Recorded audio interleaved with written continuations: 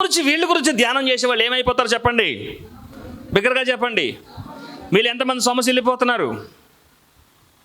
నీకు అర్థమైందా? నిజమైన శ్రమ ఏంటో తెలుసా? వేరే వాళ్ళని కంపేర్ చేసుకోవడమే పెద్ద శ్రమ. వేరే వాళ్ళు తింటున్నారు, మనం లేదు. ఒకరితో నువ్వు పోల్చుకున్నప్పుడు నీ ఎదుట ఏదున్నా నీకు తృప్తినివ్వదు. ఆమేన్. ఒక అరణ్యంలో ఉన్నారండి మీరు, చుట్టూ ఎవరు లేరు, విపరీతమైన ఆకలి అవుతుంది. ఆ పక్కనే ఉన్న రేగి పండ్లు ఉన్నాయి. ఎలా ఉంటాయి నీకు అవి? అమృతం లేకుండా బ్రదర్, అవి కొంచెం ఒగరుగా ఉన్నాయి. అయినప్పుడు కూడా నీకు ఎలా ఉంటాయమ్మా అవి? ఒక ఎడారిలో ప్రయాణం చేస్తున్నావు, నీళ్ళు చుక్క లేదు, ఒక బురద గుంటలో నీళ్లు ఉన్నాయి. ఎంతమంది తాగకుండా సత్తారు? బురద నీళ్ళు తాగమా? మాట్లాడరేటండి. ప్రాణం కంటే నీళ్లు గొప్పవి కాదు కదా. ఆ ప్రాణం నిలుపుకోవడానికి నీళ్ళే కదా మనం మధురంగా తాగుతాం. సో అలా అన్నమాట. నీ చుట్టూ ఎవరు లేనప్పుడు ఆ బురద నీళ్ళే నీకు రుచిగా ఉంటాయి. నీ చుట్టూ ఏమీ లేనప్పుడు ఒక చిన్న చెట్టు, చాలా ఆ చిన్న చెట్టు దగ్గర నువ్వు ఆ నీడకి సేద తీర్చుకునే పరిస్థితులు ఉంటాయి అన్నమాట. కాబట్టి ఇక్కడ వీళ్ళు ఏం చేస్తున్నారంటే, ఎందుకు అలసిపోతున్నారు, ఎందుకు ఆయాసంగా ఉంది, ఎందుకు సమస్య వెళ్ళిపోతున్నారంటే, వారు కళ్ళు మూసుకుంటే ఆహారమే కళ్ళలోకి వస్తుందంట, కళ్ళలో మెదులుతుంది ఆహారం. మనకు కూడా అంతే. దేవుడు పక్క నుండి అన్నీ అనుగ్రహిస్తుంటే దేవుని గొప్పతనం తెలీదు. ఒకసారి మన జీవితాన్ని ఎడారిలో గెంటేస్తే అప్పుడు దేవుని కృప ఏంటో ఎంత గొప్పదో మనకు జ్ఞాపకంకి వస్తుంది అనమాట. ఆమేన్. సో దేవుని కోపం ఎప్పుడు వచ్చిందంటే, వారు తిండి గురించి విచారం చేస్తున్నప్పుడు దేవుని కోపం వచ్చింది. జనులు తమ తమ కుటుంబములలో ఎవరి గుడారపు ద్వారమునొద్ద వారు, అమ్మా సమస్య వెళ్ళిపోవడమే కాదు, నెక్స్ట్ ఏంటి, ఏడుస్తున్నారంట కూర్చుని. ఎవరి గుడారపు ద్వారమునొద్ద, ద్వారం అంటే గుమ్మాలు కదా, ఈ అందరూ ఏడ్చే దేనికోసం ఎందుకని అసలు? అయ్యా కానా అనేది మమ్మల్ని త్వరగా తీసుకెళ్ళు, ఆ కానాను చూడాలన్నది ఏడ్చారు వీళ్ళు. కానాను కోసం ఏడుపు లేదు. మనం కూడా అంతే. మనం వెళ్ళేది పరలోక ప్రయాణమే, కానీ పరలోకం గురించి ఏడము. అసలు అది ఊహల్లో కూడా రాదు మనకి. ఈ ప్రస్తుతం కనపడే వాటి గురించి దేవుని దగ్గర ఏడుస్తూ ఉంటాం. వాళ్ళు కూడా ఆ పూట ఒక పూట తింటే సాయంత్రానికి అరిగిపోయి ఆహారం కోసమే ఏడుతున్నారు, కానీ యుగ యుగాలు ఆయన ఆ పరమ కానాన్లో ఉండటం కోసం వారు ఏడవట్లేదు. అప్పుడు దేవుని కోపం వచ్చింది. ఆ కింద వచ్చిన చదువు, జనులు తమ తమ కుటుంబములలో ఎవరి గుడారపు ద్వారమునొద్ద వారు ఏడవగా మోషే వినెను. యెహోవా కోపము బహుగా రగులుకొని, ఇందాక మామూలుగా రగులుకుంది, ఇప్పుడు ఇలా ఏడుపులు విని బహుగా రగులుకొనెను. వారు ఏడ్చుట మోషే దృష్టికి, అంటే అర్థం ఏంటి? ఒక పాస్టర్ గారికి అర్థమైంది, ఎందుకు ఏడుతున్నారా వీళ్ళు పిచ్చోళ్ళ అని. మోషే దృష్టికి వారి ఏడుపు ఒక అర్థము. అమ్మ చెప్పండి, నాతో పలిచి చెప్పండి. కొంతమంది ఏడుపుకి అర్థము ఉండదు, ఎందుకు ఏడుతున్నారో కూడా తెలియదు. ఏడవలసిన కాడ ఏడవరు. అందరూ చెప్పండి, ఏడవలసిన దేవుని సన్నిధిలో మాత్రం కన్నీళ్ళు రావు. ప్రార్థన చేస్తే అటు ఇటు దిక్కులు చూసి టైం అవ్వలేదా 10 నిమిషాలు ఆ టైం చూసుకుంటా క్లింగ్ మన డోర్ మోగితే సరే ప్రార్థించి బయటికి వెళ్ళిపోవడమే. క్లింగ్ మన మెసేజ్, ఇందాక ఏదో ఎవరితో మెసేజ్ వచ్చింది, మెసేజ్ రాగానే టక్కున కళ్ళు తెరిచి మెసేజ్ చూడటమే. ప్రార్థనలో ఏకాగ్రత ఉండదు, ప్రార్థనలో కన్నీళ్ళు రావు, ప్రార్థనలో దుఃఖం రాదు, ప్రార్థనలో హృదయాన్ని కుమ్మరించాం. ఎందుకో కొన్నిసార్లు మనుషుల ఎదుట మనము దుఃఖాన్ని ఎలబుచ్చుతూ ఉంటాం. మోషే దృష్టికి వాళ్ళ ఏడుపు ఎలా ఉందట? అమ్మ చెప్పండి, మీ ఏడుపు దైవజనుడి దృష్టికి ఎలా ఉండకూడదు? అర్థమవుతుందా మీకు? మీ ఏడుపులో ఒక అర్థం ఉండాలి. అయితే వారు దేనికి ఏడుస్తున్నారని మోషే చూస్తున్నప్పుడు, వారు ఇక భౌతిక విషయాల గురించి ఏడుస్తున్నప్పుడు మోషే దృష్టికి అది చెడ్డదిగా నుండేను. 11వ వచనం, కాగా మోషే యెహోవాతో ఇట్లా నేను, అమ్మా వారు ఏడుస్తున్నారు, వారు ఏడుపులు దేవుడు చూస్తున్నాడు, మోషే కూడా చూస్తున్నాడు. ఇక మోషేకి అర్థమైపోయింది ఏంటంటే, ఇక నేను ఇక్కడ ఎందుకున్నానని ఆయనకే ఒక ప్రశ్న వచ్చి ఆ సేవ వద్దు ఏమొద్దని దేవుడి మీద మొరపెట్టడం మొదలుపెట్టాడు. తర్వాత కాగా మోషే యెహోవాతో ఇట్లా నేను, నీవెలా నీ సేవకుని బాధించితివి, నా మీద నీ కటాక్షము రానియక ఈ జనులందరి భారమును నా మీద పెట్టనేలా, నేనే ఈ సర్వ సమాజమును గర్భమును ధరించితినా, నేనే వీరిని కంటినా, పాలిచ్చి పెంచేడు తండ్రి పసిపిల్లను మోయినట్లు నేను వీరి తండ్రులకు ప్రమాణపూర్వకంగా ఇచ్చిన దేశమునకు వీరిని ఈ సమస్త ప్రజలకు ఇచ్చుటకు మాంసము నాకెక్కడిది. ఇంతకీ ప్రశ్న ఆయన బాధ ఏంటంటే, ఎంతమంది ఇప్పుడు పిల్లోడు ఎడుతున్నాడు అనుకో, ఒక చాక్లెట్ ఇస్తాం. అర్థమవుతుందమ్మా? పిల్లలందరూ ఎడుతుండే ఆడింది ఇస్తాం చాక్లెట్లు. సరే చాక్లెట్ అంటే డబ్బా తెచ్చేస్తాం. దాదాపు 6 లక్షలు ఉన్నారు అక్కడ వాళ్ళు. ఎంతమంది? 100 మందికి మందిరం కోసం 30 తిప్పలు పడుతున్నాం మేము. 100 మంది అక్కడ కూర్చొని ఆరాధన చేయడానికి ఎన్ని కాళ్ళు అట్టుకుంటున్నామో మీకు తెలవదు.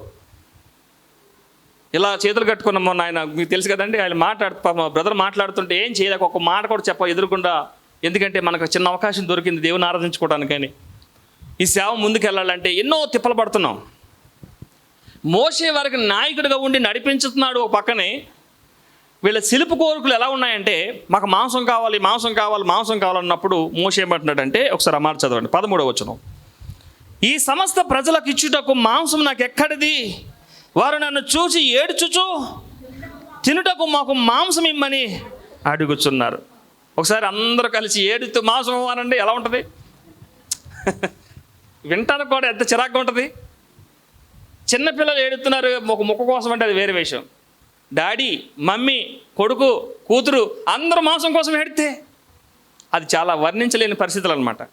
మోషే కంగుర్లు ఎత్తిపోయాడు. ఇక ఏం చేయాలా అబ్బాయి, వీళ్ళకి ఎలా చేయాలా అని దేవుని దగ్గర అడుగుతున్నాను. నేను ఎందుకు వీళ్ళు నేను కన్నానా, వీళ్ళు నేను పాలిచ్చి పెంచానా, ఏంటి ప్రభు నాకు ఈ బాధ ఏంటి, వీళ్ళు మాంసం గురించి ఏడుస్తున్నారని వాళ్ళు అడుగుతున్నప్పుడు మోషే ఒక మాట అంటాడు చూడండి. ఈ సమస్త ప్రజలను ఒంటిగా నా వలన కాదు, ఈ సమస్త ప్రజలను ఒంటిగా మోయ నా వలన కాదు, అది నేను భరింపలేని భారము. నీవు నాకిట్లు చేయదలచిన ఎడల నన్ను చంపేయి, నన్ను చంపేసి వాళ్ళకి మాంసం ఇచ్చాను. నన్ను లేకపోతే నన్ను చంపుము, నా మీద నీ కటాక్షము వచ్చినడలా నేను నా బాధను చూడకుండానట్లు నన్ను చంపు అని. చూసారండి, వాళ్ళ కన్నీళ్ళు ఒక సేవకుడికి ఎంత భారంగా ఉన్నాయో. కొంతమంది హృదయంలోకి ఏదొస్తే అది, మనసుకి ఏదనిపిస్తే అది, నోటికి ఏదొస్తే అది మాట్లాడటమే సేవకుల గురించి. ఒక్కొక్కసారి కొంతమంది విషయాలు వింటుంటే అసలు వీళ్ళకి మనస్సాక్షి ఎలా వస్తుంది, ఎలా మాట్లాడతారు వీళ్ళు, వాళ్ళు భౌతికంగా వాళ్ళ గురించి వాళ్ళే యోచించుకుంటూ ఎలా మాట్లాడతారు వీళ్ళు అని అనిపిస్తుంది అనమాట. ఒక్కసారిగా ఒక 10 మందిని లేదా ఒక 100 మందిని నడిపించే సేవకుడిగా మాలాంటి వాళ్ళకి ఎంత బాధ ఉంటే, 6 లక్షల మంది ప్రజలను నడిపించడానికి మోషే గారు తన భార్యని బిడ్డలను కూడా వదిలిపెట్టాడు కదండి. భార్య బిడ్డలను కూడా వదిలేసి, కుటుంబాన్ని సాక్రిఫైస్ చేసి వదిలేసేసి వీళ్ళ కోసం బ్రతుకుతుంటే వారు ఆ మాటలు అంటున్నప్పుడు మోషే ఇంకొక మాట అంటాడు చూడండి. ఎక్కడది? 18 చదవండి. నీవు ఈ జనులను చూసి ఇట్లనము. మోషే ప్రార్థన చేశాడు కదా దేవునికి. అయితే దేవుడు ప్రత్యక్షమై మోషేతో మాట్లాడుతున్నాడు ఇక్కడ 18వ వచనం. నీవి జనులను చూసి ఇట్లనము, మిమ్మును మీరు రేపటికి పరిశుద్ధపరచుకొనుడి, మీరు మాంసం తింటారు. చూడండి, మాంసం గురించి కూడా రాత్రి ఏం చేయాలట? పరిశుద్ధపరచుకొని రేపటికి సిద్ధపడాలట. తర్వాత మీరు మాంసం తిందురు, యెహోవా ఇడునట్లు ఏడ్చి మాకు ఎవరు మాంసం పెట్టుదురు, ఐగుప్తులో మాకు బాగానే జరిగినదని మీరు చెప్పుకుంటారు గనక యెహోవా మీకు మాంసం ఇచ్చును, మీరు తిందురు. 1 దినం కాదు నాయన, 2 దినములు కాదు, 5 దినములు కాదు, 10 దినములు కాదు, 20 దినములు కాదు, 1 నెల దినముల వరకు, అనగా అది మీ నాసిక రంధ్రములలో నుండి వచ్చి మీకు అసహ్యమును పుట్టు వరకు దానిని తిందురు. ఏలయనగా మీరు మీ మధ్యనున్న యెహోవాను నిర్లక్ష్యము చేసి ఆయన సన్నిధిని ఏడ్చి ఐగుప్తులో నుండి ఎందుకు వచ్చి తిమని కొంటిరి. ఇలాంటి వ్యక్తులను చూస్తే కోపం వస్తుందో రాదో చెప్పండి మీరు. ఐగుప్తు నుంచి ఎందుకు వచ్చామా అనుకున్నారట వాళ్ళు. నెక్స్ట్ 33వ వచనం. ఆ మాంసము ఇంకా వారి పండ్ల సందునుండగానే, చదవండి ఒకసారి. ఆ మాంసము ఇంకా వారి పండ్ల సందును ఉండగానే అది నమలక మునిపే యెహోవా కోపము జనుల మీద రగులుకొనెను, తెగులు చేత వారిని బహుగా బాధించెను. 34వ వచనం. మాంసాపేక్ష గల వారిని, చదవండి మరొకసారి. మాంసాపేక్ష గల వారిని జనులు అక్కడ పాతి పెట్టినందున ఆ స్థలము నాకు కిద్రోతు అను పేరు పెట్టబడెను. జనులు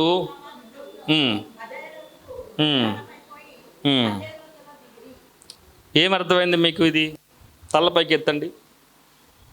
ఇప్పుడు చెప్పండి, ఎక్కడికి వాళ్ళ ప్రయాణము? అమ్మా 6 లక్షల మంది ప్రయాణం ఎక్కడికండి? శ్రమలు అనుభవించలేని పరిస్థితుల్లో, శ్రమల దాడి తట్టుకోలేక కనీసం కూర్చుని మోకరించి ప్రార్థన చేసే ఓపిక కూడా లేని పరిస్థితుల్లో వారు అలా పడుకుని మూలిగారట. ఏం చేశారమ్మ? వాళ్ళు మూలిగిన పరిస్థితులు ఉన్నాయి.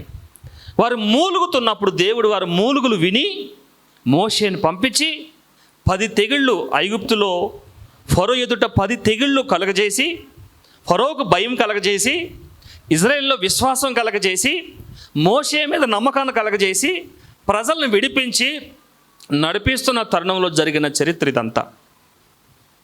40 దినాల్లో వెళ్ళాల్సిన వారి ప్రయాణము ఇంచుమించు ఎన్ని సంవత్సరాలమ్మా? 40 సంవత్సరాలు పట్టిందని ఉంది. ఈ 40 సంవత్సరాలు పట్టడం వల్ల మొదటి రోజులు మర్చిపోయారు. కొంతమంది బైబిల్ చదువుతారు కదండి. ఎలా చదువుతారంటే ఆదికాండం మొదలెడతారు, ప్రకటన గారికి వచ్చేసరికి 10 సంవత్సరాలు అవుతుంది. నా మాట అర్థమైంది మీకు? ఆదికాండం మొదలెట్టి ప్రకటనకు వచ్చేటప్పటికి 10 ఇయర్స్. అప్పుడు ఆదికాండం గుర్తుంటుందా? ఉండదా? ఉండదు. ఈ ప్రకటనలో వచ్చేటప్పటికి మళ్ళీ ఆదికాండం మొదలెడితే అప్పుడే బైబిల్ తెచ్చుకుని మళ్ళీ చదివినట్టుగా అనిపిస్తుంది అనమాట. ఎందుకంటే ఏం గుర్తుండదు, 10 ఇయర్స్ కదా. వాళ్ళ ప్రయాణం 40 రోజుల్లో వెళ్ళిపోయి ఉంటే 40 మొదటి రోజు వారికి గుర్తుండేది. వారి ప్రయాణం 40 సంవత్సరాలు పట్టింది కాబట్టి ఆ తొలి దినాలు వారికి ఏమి లేవు, గుర్తులేదు. ఆ మూలుగులు, ఆ వెట్టి పనులు, ఆ భయంకరమైన బానిసత్వం వారు గుర్తు లేకపోవడం వల్ల ఆ మార్గం మధ్యలో కంటికి ఏది కనపడితే చూస్తూ, ఏది వినపడితే అది వింటూ ఆ ప్రస్తుతం గురించి ఆలోచిస్తున్నారు. కానీ ఏ రాత్రి నుంచి చెక్కబడ్డారో వారు మర్చిపోయారు, ఏ గోతు నుంచి తీయబడ్డారో వారు మర్చిపోయి వారు ప్రవర్తిస్తున్న వారి ప్రవర్తన ఒకటి దేవునికి కోపాన్ని కలుగజేసింది, 2 మోషే దృష్టికి చెడ్డదిగా ఉంది. మోషే దృష్టికి వారు ఏడుపు ఎలా ఉందట? ఎవరి గుమ్మం ముందు వారు కూర్చుని ఏడుస్తున్నారట. సరే ఏడవచ్చండి, కానీ దేనికోసం ఏడవాలో కూడా వాళ్ళకి తెలియట్లా. ఏడటం తప్పని దేవుని ఉద్దేశం కాదు. యేసు ప్రభు కూడా కన్నీళ్లు విడిచెననుంది. ఎందుకు విడిచాడు యేసు ప్రభు కన్నీళ్లు? యేసు ప్రభు కన్నీళ్ళు విడిచిననే మాట దగ్గర ఏముంది? దాని పైన ఏముంది? లాజరు చనిపోయి 3 రోజులైంది. మరియమ్మ మార్త ఏడుస్తున్నారు. అక్కడ యేసు కన్నీళ్ళు విడిచినని ఉంటుంది. ఆమేన్. ఎప్పుడు విడాలి కన్నీళ్ళు? ఒక మనిషి చనిపోయి 3 దినాలు సమాధిలో ఉన్నప్పుడు ఆయన సమాధిలో ఉండి బయటికి రావడం వల్ల దేవునికి మహిమ. అక్కడ దేవుని నామం కనపరచబడాలి. అది దేవుని చిత్తమై ఉన్నది. ఆ దేవుని చిత్తం జరగడానికి దేవుడు కన్నీళ్ళు విడిచాడు. ఆమేన్ చెప్పాలి.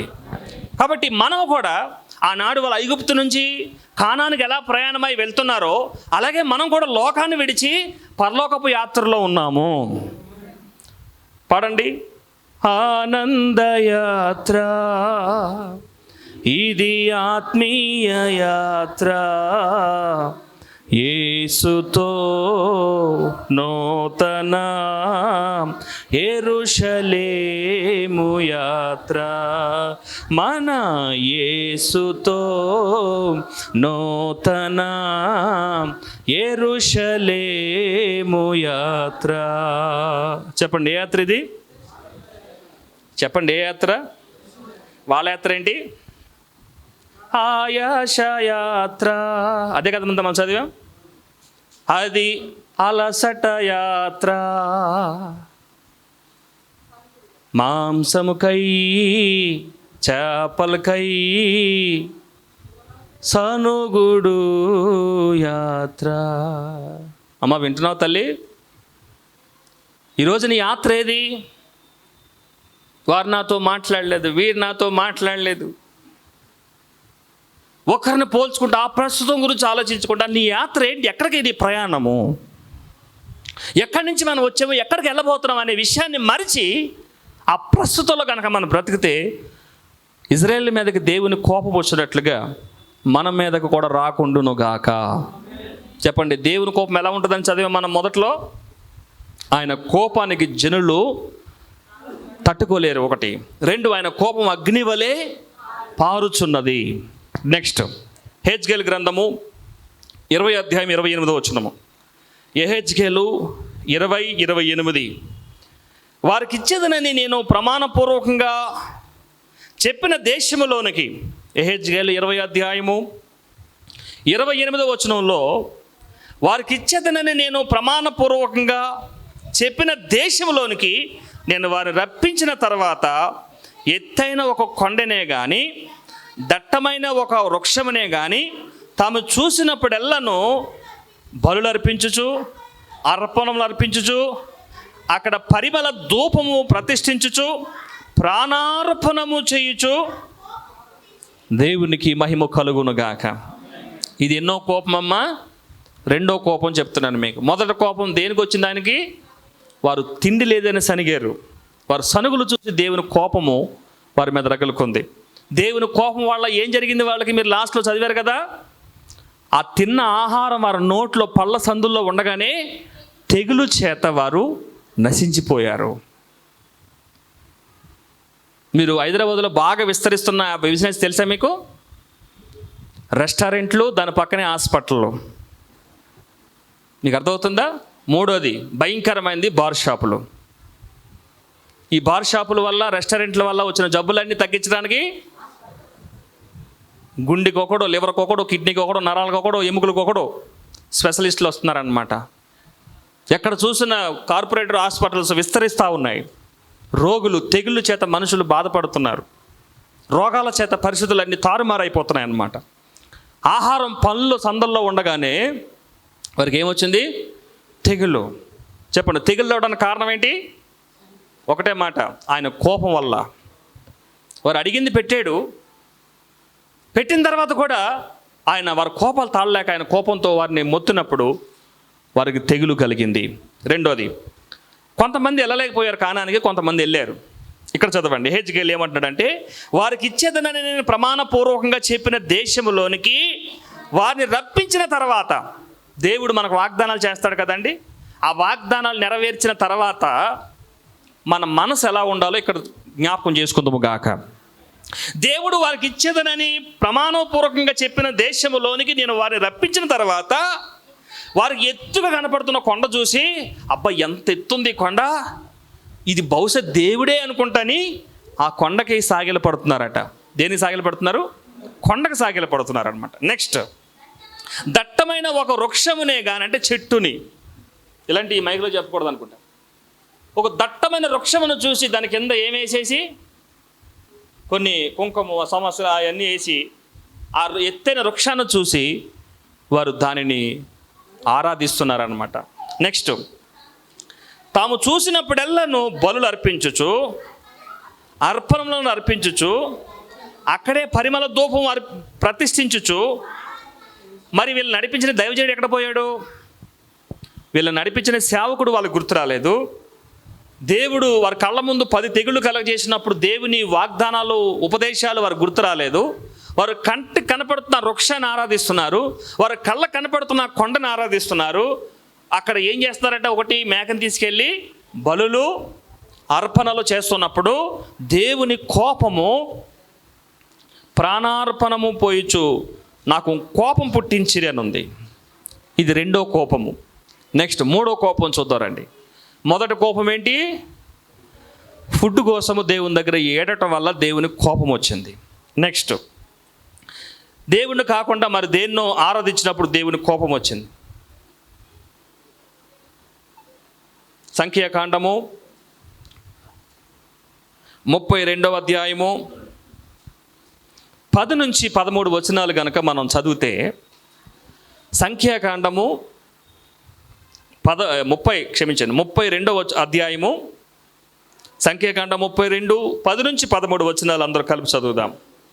చదువుండమ్మా. ఆ దినమున యెహోవా కోపము రగులుకొని 20 ఏండ్లు మొదలుకొని పైప్రాయము కలిగి ఐగుప్తు దేశములో నుండి వచ్చిన మనుషులలో పూర్ణ మనసుతో యెహోవాను అనుసరించిన కెనెజీయుడగు ఎపెన్న కుమారుడైన కలేబును, నూను కుమారుడైన యెహోషువే తప్ప మరి ఎవడును పూర్ణ మనసుతో ఆయనను అనుసరింపలేదు. గనుక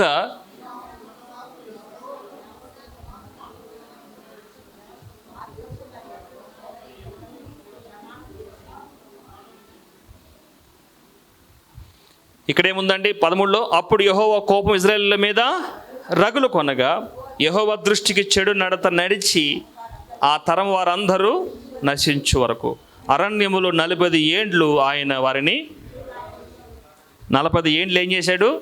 తిరిగేలాగా చేశాడు. తిరుగులాడుతున్నారట. ఇక్కడ దేవుని కోపం ఎందుకు వచ్చింది? మాట్లాడండి. ఒక్క యెహోషువ, కాలేబులు తప్ప ఎవ్వరు కూడా దేవుణ్ణి అనుసరించట్లేదట. ఆరాధన గొప్పదా? దేవునికి ఆరాధన గొప్పదా? దేవుణ్ణి అనుసరించడం గొప్పదా? మీరు ఏది ఎంచుకుంటారు? దేవునికి ఆరాధికులుగా ఉంటారా? దేవుణ్ణి అనుసరించేవారుగా ఉంటారా? మీరు శ్రేష్టమైన కోరుకుంటారు నాకు తెలుసు. నిజంగా మీరు చెప్పిన మాట ఆమేనగునుగాక. దేవుణ్ణి అనుసరించే వారి మీదకి దేవుని కోపం ఎన్నడూ రాదు. మరి ఎవరి కోపం వస్తుంది? దేవుణ్ణి అనుసరించే వారి మీదకి సాతాను కోపం వస్తుంది. ఎందుకంటే వీడు దేవుణ్ణి అనుసరిస్తున్నాడు కాబట్టి వాడంటే సాతాను గొళ్ళమంట. వీడు దేవుని మార్గంలో నడుస్తున్నాడు కాబట్టి ఏదో రకంగా వాడిని కృంగతీయడానికి సాతాను ప్రయత్నాలు చేస్తాడు. బాబు వినాలి. ఒక యెహోషువ, కాలేబులు తప్ప ఎవరు దేవుణ్ణి అనుసరించిన వారు కారట. మరి ఏం చేస్తున్నారు వీళ్ళంటే, కింద ఉండదు ఒక మాట, అప్పుడు యెహోవా కోపం ఇశ్రాయేలు మీద రగులు కొనగా యెహోవా దృష్టికి చెడు నడత నడిచిన తరము. దేవుణ్ణి అనుసరించడం అనేసి ఏం చేస్తున్నారు వాళ్ళు? ఆ తరము చెప్పండి, చెడు నడత నడుస్తున్నారు. గుర్తుపెట్టుకోండి, దేవుణ్ణి అనుసరించిన వాడు ఏ నడత నడుస్తాడు? చెడు నడత నడుస్తాడు. మరి దేవుణ్ణి అనుసరించేవాడు సన్మార్గంలో ప్రయాణం చేస్తాడు, మంచివాడుగా ఉంటాడు, మంచి ఆలోచనలతో ఉంటాడు, శ్రేష్టమైన ఆలోచనలతో నడిపింపబడతాడు. అట్టి కృప దేవుడు మనకి, మన బిడ్డలకి ఇచ్చును గాక. దేవుని నువ్వు ఆరాధించలేకపోవచ్చు. కొంతమందికి పాటలు పాడుతూ రాదు, చక్కగా ఆరాధన చేయలేని పరిస్థితులు ఉండొచ్చేమో. కానీ వారు దేవుడిని అనుసరించేవారైతే వారంత ధనిలు ఇంకెవరైనా ఉన్నారా? ఎవరూ లేరు. దేవుణ్ణి అనుసరించలేని వారి జీవితంలో ఏముంటుందో చెప్పండి? చెడు నడత, చెడు జీవితం వాడిని అలుముకుంటుంది అన్నమాట. అప్పుడు దేవుని కోపం వారి మీదకి వచ్చింది. అప్పుడు యెహోవా కోపము ఇశ్రాయేలీయుల మీద రగులు కొనగా యెహోవా దృష్టికి చెడు నడత నడిచిన ఆ తరము వారందరూ నశించు వరకు అరణ్యములు 40 ఏండ్లు ఆయన వారిని తిరుగులాడ చేశాను. ఆ బిజినెస్, ఈ బిజినెస్, ఆ ఉద్యోగం, ఈ ఉద్యోగం, ఎక్కడ స్థిరం లేకుండా. చూసారు కొంతమంది, మీరు తిరుగుతూ ఉంటారు చూడండి, ఎన్ని సంవత్సరాల జీవితంలో స్థిరం ఉండదు, ఒక స్థిరమైన పరిస్థితులు ఉండవు అన్నమాట. అతుకులుగా ఉంటుంది జీవితం. అభివృద్ధి ఉండదు, ఆశీర్వాదం ఉండదు, మేలు అనుభవించలేరు, శాంతి ఉండదు, సమాధానం ఉండదు. కారణం ఏంటంటే దేవుడు వారిని తిరుగులాడింపజేస్తాడంట. దేవుని కోపం మొదటకు వచ్చినప్పుడు ఏమయ్యారు? తెగుళ్ళు చేత నశించారు. రెండోసారి కోపంలో ఏం జరిగింది? మొదటి కోపం ఏమంటమ్మా? తిండి విషయంలో కోపం పడ్డారు కదా దేవుడు, అప్పుడు తెగులు చేత నశించిపోయారు. రెండో కోపం గురించి ఏం చెప్పుకున్నాం మనము? ఉన్నారా మీరు? రెండోసారి కోపం వచ్చినప్పుడు ఏం జరిగింది అమ్మా? ఏం చేశాడు దేవుడు? వాళ్ళని అగ్ని చేత కాల్చివేశాడు.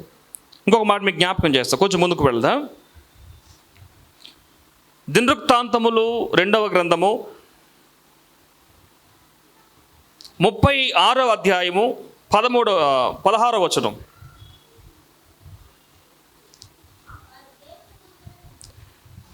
పెందలకాడ లేచి, దినవృత్తాంతములు 2వ గ్రంథము 36:16 పెందలకాడ లేచి పంపుచూ వచ్చిన వారు దేవుని దూతలను ఎగతాళి చేయుచు, ఆయన వాక్యములను తృణీకరించుచు, ఆయన ప్రవక్తలను హింసించుచు రాగా నివారింప సఖ్యము కాకుండా యెహోవా కోపము ఆ జనుల మీదకి వచ్చాను.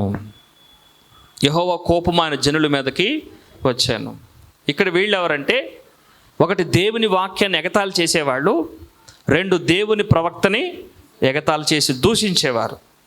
ఇప్పుడు ఎన్ని కోపాలైనా, ఏ విషయాల్లో దేవుని కోపం వచ్చింది? మొదటిగా సనిగినప్పుడు, రెండోది నడిపించే దేవుని పక్కన పెట్టి ఎత్తైన పర్వతాలని, వృక్షాలని పూజించినప్పుడు, మూడోసారి ఎక్కడ కోపం వచ్చింది ఆయనకి? వారిని నడిపించినటువంటి కానాను యాత్రలో తీసుకెళ్ళిన తర్వాత ఒక కాలేబు, యెహోషువలు తప్ప మిగతా వాళ్ళు ఎవరు కూడా ఆయనను అనుసరించినప్పుడు దేవుని కోపం వచ్చింది. చెప్పండి, మూడో కోపం ఏంటి? ఆయనను అనుసరించినప్పుడు దేవుడు కోపడ్డాడు. 4వ కోపం ఎక్కడ? ఇప్పుడు మనం చదివాం కదా, వాక్యమును తృణీకరించినప్పుడు. దేన్ని తృణీకరించినప్పుడు? వాక్యమును తృణీకరించినప్పుడు. రాసుకోండి 4వ మాట, వాక్యాన్ని తృణీకరించినప్పుడు. వాక్యాన్ని మనం కూడా తెలుసో తెలియకో తృణీకరిస్తాం కొన్నిసార్లు. వాక్యం ఏది చెప్తా చేయకపోవడం వాక్యాన్ని మనం తృణీకరించడమే. కాబట్టి ఈ విషయాలు మనం ఎందుకు తెలుసుకోవాలంటే, దేవుడు ఏ విషయంలో కోపగించుకుంటాడు, ఏ విషయంలో బాధపడతాడో మనం తెలుసుకుంటే ఆ విషయాల్లో మనం జాగ్రత్త పడదాము గాక. ఆమేన్. నెక్స్ట్ 5వ మాటకు వెళ్దాం. యెషయా గ్రంథము 9వ అధ్యాయము 17వ వచనం. యెషయా గ్రంథము 9:17లో వారందరూ భక్తిహీనులను దుర్మార్గులై ఉన్నారు. ప్రతి నోరు చెప్పండి, ప్రతి నోరు ఏమాడుతుంది? దుర్భాషలు ఆడుచు. కాబట్టి ప్రభు వారి యవనస్తులను చూచి సంతోషింపడు. వారిలో తల్లిదండ్రులు లేని వారి ఎందైనను వారి విధవరాండ్రుల ఎందైనను జాలిపడడు. అర్థమవుతుందండి? విధవరాలు చూసినప్పుడు